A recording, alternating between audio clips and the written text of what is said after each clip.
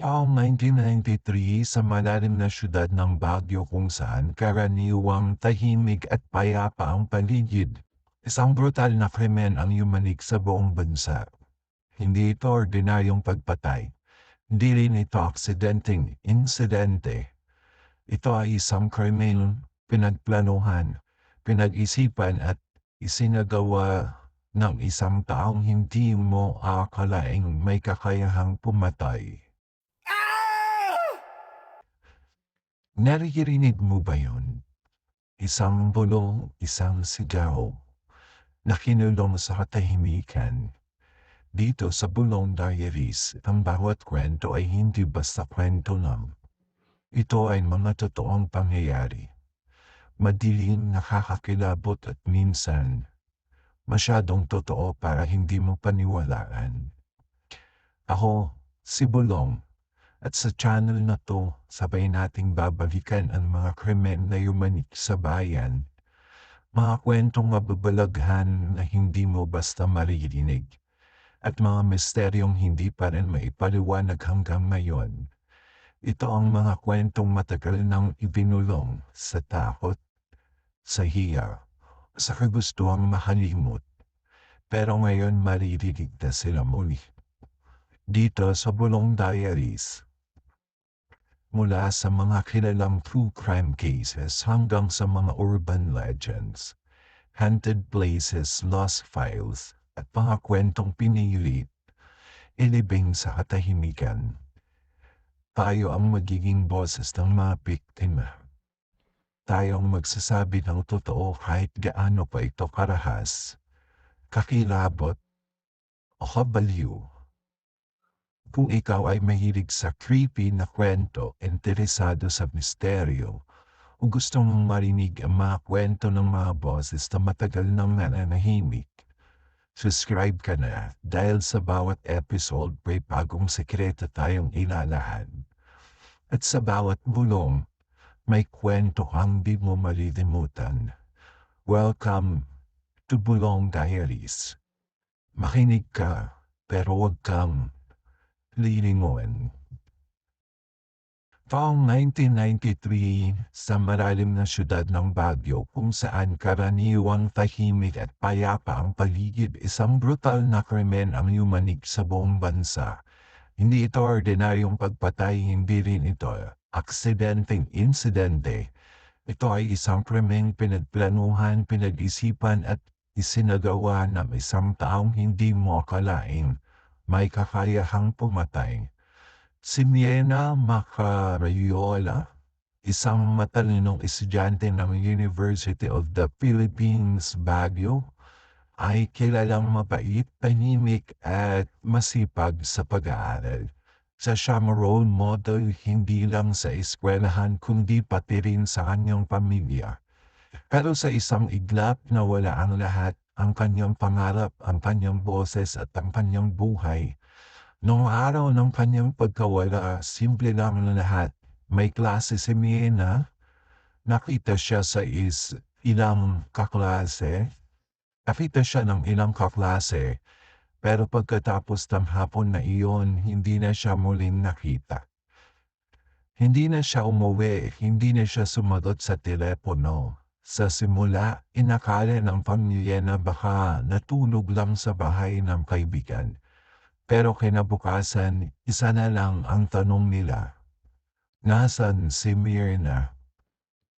2 araw ang lumipas at isang malamig na balita ang lumabas.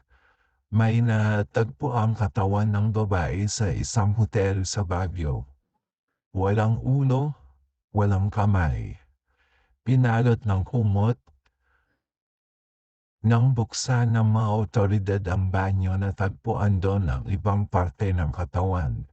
Siniksik sa bag. Tinangkang itago. Isa itong eksenang hindi mo inaasahang mangyayari sa isang estudyanteng may simpleng buhay. Kinilabutan ang buong lungsod, hindi lang ito pagpatay. Ito ay pahili. Paghiwa-hiwa ng katawan. Tila ba ang biktima ay isang bagay na walang halaga. Nang makumpirma ng pulis na si Mina nga ang biktima, tuluyang nabalot ng takot ang buong eskwelahan. Lahat nagtanong, sino ang gumawa nito at bakit si Mina? Ang hotel na gamitan sa krimen ay nakabook sa pangalan ng isang lalaking estudyante rin mula sa UP Baguio. Kilala si Miena, kaibigan. Minsan pa nga sinasabing nagkaka-crush sa kanya. Pero hindi siya basta-basta suspect. Dahil pagkakita ng pulis sa listahan ng desk, wala na siya. Tumakas na. Si Marvin Dalman ang sinasabing killer ni Milna Macariola. Isang tahimik din na estudyante, matalino, masipag at mahilig sa science. Pero sa likod ng imahe na iyon ay tila may tinatagong dilim. Ayon sa mga reports, sobrang obsessed daw siya kay Mina. May mga sulat, may mga text at may mga pagkakataong sinusundan niya si Mina kahit saan magpunta. Pero dahil mabait si Mina, hindi siya nagsumbong, hindi siya nagtanim ng galit. Hanggang isang araw tila napuno si Marvin. Ayon sa mga findings, dinala niya si Mina sa isang hotel gamit ang panlilinlang. Pinainom, pinatulog at doon pinatay at hiniwa-hiwa ang katawan. Ang dahilan, hindi raw siya pinansin, hindi raw siya minahal. Isang rejection na naging dahilan ng pagkakabasag ng isang utak na hindi na stable. Natapos ang krimen, tumakas si Marvin palabas ng lungsod, nagtago sa Nueva Ecija sa bahay ng kamag-anak. Ilang buwan ang inabot bago siya natunton ng NBI. Nang mahuli siya, tahimik lang siya, walang remorse, walang paliwanag, pero sa korte umamin siyang isinulat ang lahat sa isang confession letter. Kung paano niya plinano ang krimen, kung paano siya nagdala ng kutsilyo, kung paano siya sinigurong walang makakarinig. Sa kanyang salaysay parang walang emosyon, parang eksperimento lang ang lahat dahil sa dami ng detalye. Napagtanto ng mga eksperto na baka may psychopathic tendencies si Marvin, pero hindi siya baliw. Alam niya ang tama at mali at ginawa pa rin niya ang krimen. Nakatulan si Marvin ng habang buhay na pagkakulong, pero para sa pamilya ni May na walang sapat na hustisya. Dahil ang anak nilang punong-puno ng pangarap, hindi na nila muling mayayakap. Sa UP Baguio, matagal din naging tahimik ang campus. Maraming estudyante ang natakot. May mga umalis, may mga nagtago. Ang banyo kung saan natagpuan ang katawan ni Mina sa hotel room giniba. Hindi na muling ginamit ang hotel, na-rebrand, pero ang mga alaala hindi mabubura. Maraming tanong na iwan, paano nagawang gawin ito sa isang estudyante? Paanong hindi napansin ang mga nasa paligid niya? At paano natin maproproteksyonan ang mga tulad ni Mina mula sa mga taong tulad ni Marvin? Hanggang ngayon ang kaso ni Mina Macariola ay isa sa mga pinakabrutal na krimen sa kasaysayan ng Baguio. Isang paalala na kahit sa mga lugar na tila payapa, may mga anino nakatago sa likod ng ulap.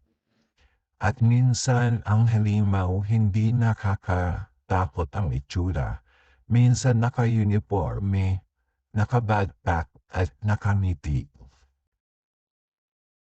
At kung umabot ka sa parting to, salamat sa pakikinig sa isa na namang nakakakilabot na kwento dito sa Bulong Diaries. Kung gusto mo pa ng mga ganitong true crime at misteryo na kwento, like, share, and huwag kalimutang mag-subscribe. Dahil bawat kwento may bulong. Ikaw, sa tingin mo, may tinatago pa ba sa likod ng kasong to? E-comment mo sa baba, gusto naming marinig ang hula mo. Till next time, makinig ka, pero huwag kang lilingon.